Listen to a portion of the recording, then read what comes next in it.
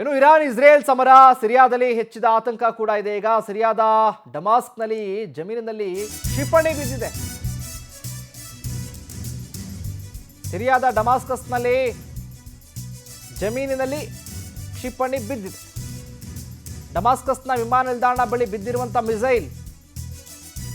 ನಿನ್ನೆ ರಾತ್ರಿ ಕ್ಷಿಪಣಿಗಳ ಸದ್ದಿಗೆ ನಿದ್ದೆ ಮಾಡಿಲ್ಲ ಅಲ್ಲಿನ ನಿವಾಸಿಗಳು. ಜಮೀನು ಒಂದರಲ್ಲಿ ಹುದುಗಿ ಹೋಗಿದೆ ಮಿಸೈಲ್. ಮುಂಜಾಗ್ರತಾ ಕ್ರಮವಾಗಿ ವಾಯು ಪ್ರದೇಶವನ್ನು ಸಂಪೂರ್ಣವಾಗಿ ಬಂದ್ ಮಾಡಿದ್ದಾರೆ. ಇರಾನ್ ಇಸ್ರೇಲ್ ಸಮರ ಸಿರಿಯಾದಲ್ಲಿ ಆತಂಕ ಹೆಚ್ಚಾಗಿದೆ ಈಗ.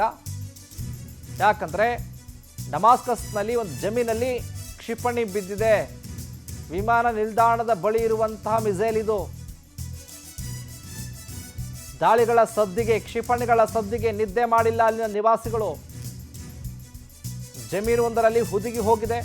ಹಾಗಾಗಿ ಮುಂಜಾಗ್ರತಾ ಕ್ರಮವಾಗಿ ವಾಯು ಪ್ರದೇಶವನ್ನು ಬಂದ್ ಮಾಡಲಾಗಿದೆ. ಸಮರ ಮುಂದುವರೆದಿದೆ ಇರಾನ್ ಇಸ್ರೇಲ್. ನೋಡಿ, ಇದು ದೃಶ್ಯಾವಳಿಗಳು ಗಮನಿಸ್ತಾ ಇದ್ದೀರಿ. ಬಂದಂಥ ಕ್ಷಿಪಣಿ ಹೇಗೆ ಭೂಮಿಗಪ್ಪಳಿಸಿ ಯಾವ ರೀತಿಯಾಗಿ ಹುದುಗಿ ಹೋಗಿದೆ ಅನ್ನುವಂಥ ದೃಶ್ಯಾವಳಿಗಳನ್ನು ನೋಡ್ತಾ ಇದ್ದೀರಿ ನೀವು. ಹಾಗಾಗಿ ಭಯದ ವಾತಾವರಣ ಅಲ್ಲಿ. ಯಾರೂ ಕೂಡ ನಿದ್ದೆ ಮಾಡ್ತಾ ಇಲ್ಲ. ಕ್ಷಿಪಣಿಗಳ ಸದ್ದು, ಕ್ಷಿಪಣಿಗಳ ದಾಳಿ. ಹಾಗಾಗಿ ಭಯ, ಯಾವಾಗ ಏನಾಗುತ್ತೋ ಗೊತ್ತಿಲ್ಲ.